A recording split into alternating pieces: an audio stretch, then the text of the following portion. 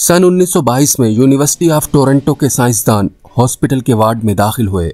इस वार्ड में मौजूद तमाम बच्चों को ज़ियाबतीस यानी शुगर थी और इस वजह से बच्चे कोमा की हालत में थे। पास ही बैठे उन बच्चों के वालिदैन उनके मरने का इंतजार कर रहे थे।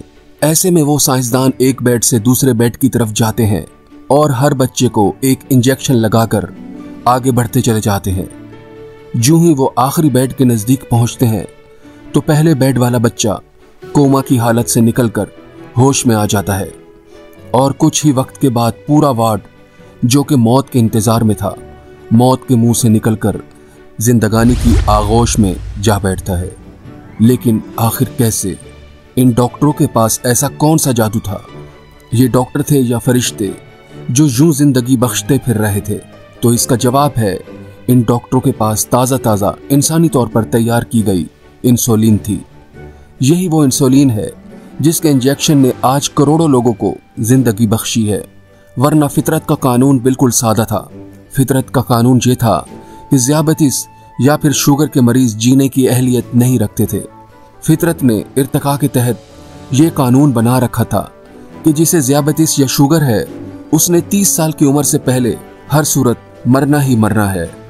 यही वो वजह है कि आज हमारे गिर्द ज़ियाबतीस के मरीज हद से ज्यादा बढ़ रहे हैं, क्योंकि जिनको कल मरना था आज वो इंसुलिन की बदौलत जिंदा हैं और अपनी अगली नस्ल पैदा कर रहे हैं। है ना इंसान दोस्ती? अब सवाल यह है कि पहली बार इंसुलिन कैसे बनी? हमें 18वीं सदी तक इस बीमारी का बस इतना ही पता था कि मीठा खाने से कुछ लोग मर जाते हैं, लेकिन किस वजह से ये मालूम नहीं था। मगर फिर 1889 में दो जर्मन साइंटिस्ट आस्कर और जोसेफ ने देखा कि अगर कुत्तों का लबलबा या पैंक्रियाज निकाल दिया जाए तो उनमें बिल्कुल वही अलामात जाहिर होती हैं जो कि ज़ियाबतीस के मरीजों में होती हैं। इस दरियाफ्त को उन्होंने पैंक्रियाज यानी लबलबा से मुंसलिक बीमारी कहा। अब इतना अंदाजा तो हो चुका था कि इस बीमारी का ताल्लुक लबलबे से है। फिर 1910 में सर एडवर्ड नामी साइंसदान ने देखा कि ज़ियाबतीस के मरीज का लबलबा सिर्फ एक केमिकल रिलीज नहीं कर पा रहा।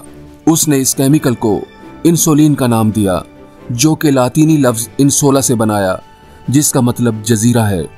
फिर एक सर्जन सर बेंटिंग और उसके असिस्टेंट चार्ल्स बेस्ट ने 1921 में कुत्ते का लबलबा निकाला और उससे इंसुलिन को अलग किया।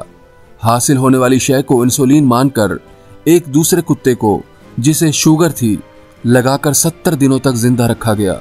इस हैरानकुन तजर्बे के बाद जॉन जेम्स मैकलाउड नामी रिसर्चर्स ने गाय के लबलबे से इंसुलिन निकालने का कामयाब तजर्बा किया और फिर वो वक्त आया जब टोरंटो यूनिवर्सिटी के हॉस्पिटल में ये कामयाब तजर्बा करके बच्चों को जिंदा बचा लिया गया, जिसका जिक्र ऊपर किया गया है। इस इंसान दोस्त दरियाफ्त पर इन 4 साइंसदानों को मुश्तरका तौर पर नोबल इनाम दिया गया।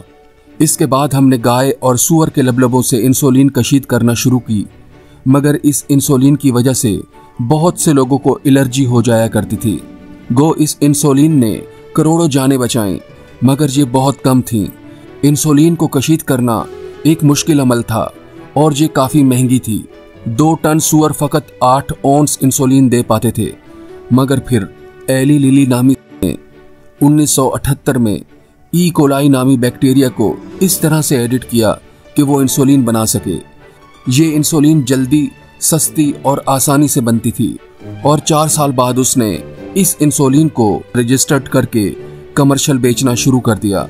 यूं इंसुलिन की दरियाफ्त ने जानवरों से होते हुए बैक्टीरिया तक का सफ़र मुकम्मल किया और आज उसका एक इंजेक्शन हमें काफ़ी सस्ता और हमारे लिए ज़िंदगी आवर साबित हो रहा है। इंसुलिन की दरियाफ्त इस सदी की एक सबसे बड़ी दरियाफ्त थी, जिसने करोड़ों लोगों को फितरत के तय करदा बेरहमाना असूल के तहत मरने से बचा लिया। गो अभी ये ज़ियाबतीस का मुकम्मल इलाज तो नहीं, मगर करोड़ों जानों की ज़िंदगी की ज़मानत ज़रूर है। हम आज उन साइंसदानों के मशकूर हैं जिन्होंने नाकाबिले इलाज बीमारी शुगर का इस हद तक इलाज ढूंढ निकाला जिससे कुछ दिहाइयों पहले लोग मर जाया करते थे। उम्मीद है ये इन्फॉर्मेशन आपको पसंद आई होगी। इसी तरह की इन्फॉर्मेटिव वीडियोस देखने के लिए सब्सक्राइब कीजिए नदीम गिलानी यूट्यूब चैनल।